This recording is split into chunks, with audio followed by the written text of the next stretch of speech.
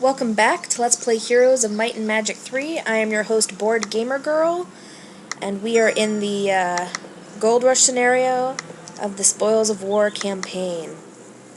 I know, it's very exciting. I think what I'm going to do is start building up some mage guilds here, so that we'll be maxed out on mage guilds, and then I really won't have to build anything else here.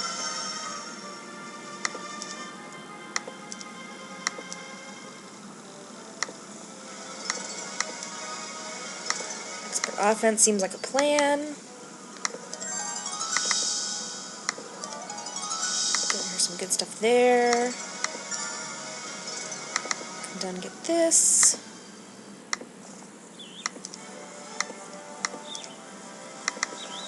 I'm pretty sure we're out. Yeah, okay.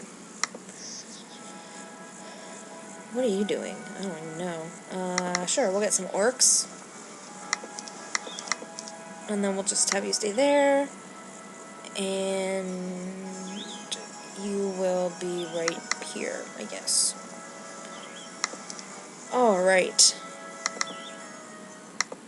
Got our level 3 mage guilds.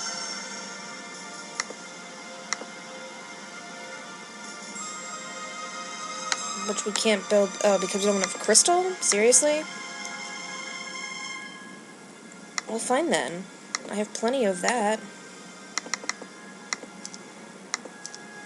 Like, I don't need that much else. There we go. Alright. We are good to go. That little jerk. I'll take some advanced earth magic. That works for me. Head down here. Yes, recruit me some ogres. And some orcs. And then we'll attack those pikemen. Orcs. And experience. Alright.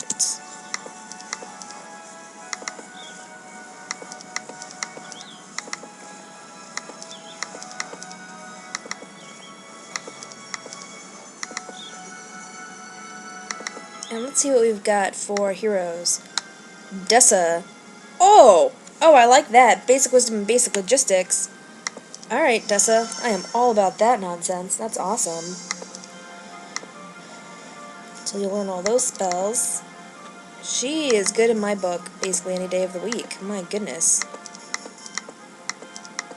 I mean, that's just like a great starting combo. Don't get me wrong, I still love Adelaide, but this is also good. Like, this is just also good. I think we'll take the +2 attack, since I know she's gonna get +1 defense when I take her over there. And then we'll head up here. Okie dokie. Now, who are you, and what do you have? Pack lots, or pack lots pack. I feel reasonably confident in my abilities. No. Yes.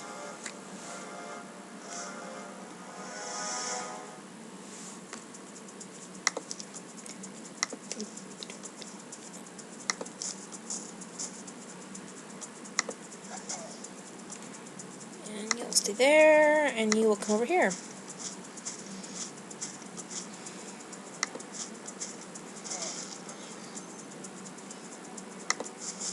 And they'll come down there, and we'll be all set. I'm excited because I get to play board games tonight.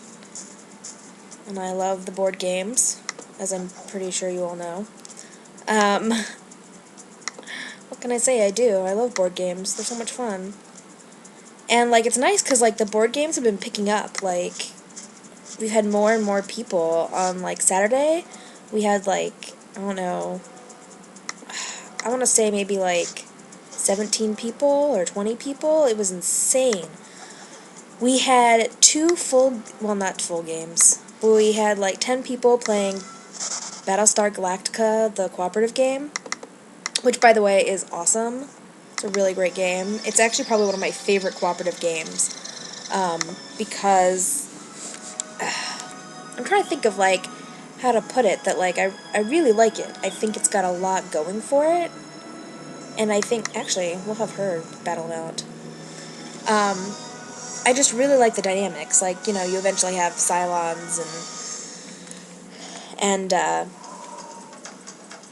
you know, humans, and so it's not, you know, completely cooperative, but it's pretty cooperative. I definitely like it. And it's just got a really great dynamic. Like, I like the system for handling events. Like, I would play it all the time. I've only played it, I guess, like 3 times or something, but I really like it. It's a lot of fun. I was a Cylon, and we won sort of by a fluke. I didn't start out as a Cylon. I started out as a human, and I really liked being a human. I was very pleased with who I was. And then basically stuff happened, and I became a Cylon halfway through, and suddenly I was like, oh my goodness, I am now in a position that I really didn't want to be, because I don't know how we're going to win. I don't even know if we can win. Like, this is a mess. And, but, like, so I started out, and so basically, like, I was like, alright, well, I'm a Cylon, but I have, like, these quorum cards that I can get, and I'll, like, you know, sort of go back and forth and try and, you know, not be too destructive, but not be super helpful either. But then I was like, oh, well, I guess I'll play this quorum card, which will change who, like, the Admiral is, and that's, you know, something interesting, and a little bit different, but it's not, like, really bad, it's just a little bit different. But then, I decided to, I get to, like, my person's special ability is that they get to choose 2 crisis cards and pick which one they play, and I'm like, that's great, as, like, a human, or as, like, I mean, it's just a great ability, you know, as a human or a Cylon, because you get to choose. And so I was like, well, I won't necessarily choose the worst one, I'll just choose, you know, whichever one seems reasonable, like, that would be reasonable for me to choose. But then, what ended up happening was there was one crisis card that I was like, man, I can't, like, not pick this crisis card. It's just too, like, it's too good. It's basically, like, you know, everyone attacking, and, like, at this point, that's basically the only way we're gonna win, is if we can, like, somehow, like, beat the bejesus out of them and get them to lose. And so, like, that was basically my plan. But apparently I should not have, like, had someone... I shouldn't have done 2 sort of negative things in a row, because this one person was like, oh, you know, she's a Cylon, we're gonna... Like, she's totally a Cylon. And I was like, really? Like, come on. Like, I'm not a Cylon. Like, what can I say? I have, like, 2 bad options. Like, what do you want me to do here? It's not like I'm trying to be obnoxious or anything. It's just, like, I've got 2 bad options. And, but, like, I guess I was not convincing enough that I had 2 bad options. And so, like, on the next round, someone got a crisis card that basically would send someone to the brig. And so, basically they decided to send me to the brig. And of course, now I am a Cylon, so I'm like, great, now I'm, like, stuck in the brig, and I have to, like, figure out something to do, and this sucks. And so I was like, well, maybe I can get someone to, like, try and get me out of the brig. And so there was this other person around who was sort of trying to get me out of the brig, and I was like, what are they doing? But, basically, as it turns out, they were also a Cylon, and so they were fine with getting me out of the brig, because it meant that, like, you know, they could do whatever, and it was a way to use their cards and things like that. And I mean, I did eventually, well, but then once they revealed themselves as a Cylon, I was like, okay, well, there's no way I'm going to get out of the brig now, so I'll just, you know, wait. I'll just get, you know, my next turn I'll just reveal myself as a Cylon, which is what I basically ended up doing. And then once I revealed myself as a Cylon,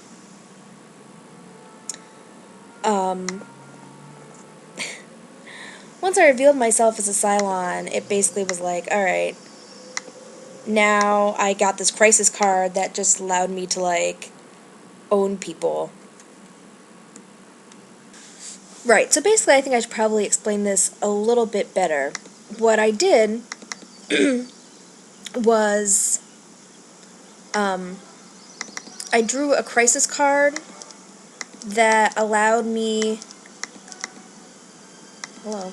I drew a crisis card that allowed me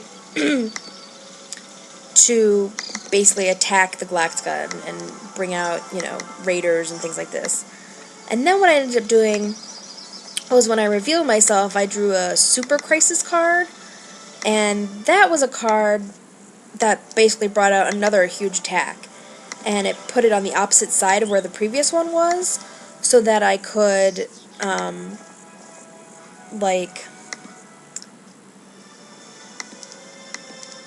basically cause two massive attacks to happen. And that was basically awesome. I really enjoyed that. Because there's nothing better than causing massive attacks. Oh, stupid. Well, I do want the basic pathfinding. Hopefully Gunzilla can get there in time. Can you make it to him? Almost. You're very close. Alright, that works. Right, anyway, so it's basically what I ended up doing. And it was surprising, because, I mean, the humans were in a really good position when we got to the halfway point, but it just worked out well enough so that, so that we didn't have to, we ended up not having to, well, we ended up winning. The Cylons ended up winning. Through basically sheer luck that I got those two crisis cards that just sort of helped us to win, and it was awesome. But we had some new players, and, I mean, if you're not moving at a decent clip, basically, you can... Oh, she's a little mad. If you don't move at a decent clip, you can sort of lose time, a lot of time. And that's basically what happened. It's ended up taking us several hours to play this game. And so, by the time we finished, we started around probably, like, I don't know, I'm gonna say, like, somewhere between 5 and 5:30. And we didn't end up finishing until almost, like, 10. At which point it was kind of like, alright, well, are we going to, like, play another game? Or are we going to, you know, do something else? Or am I just going to go home? And ultimately we decided to play Shogun, which was awesome. I did not expect us to play Shogun. It's, like, a great game. And it's also a game that, like, the store owner will always play because he loves it.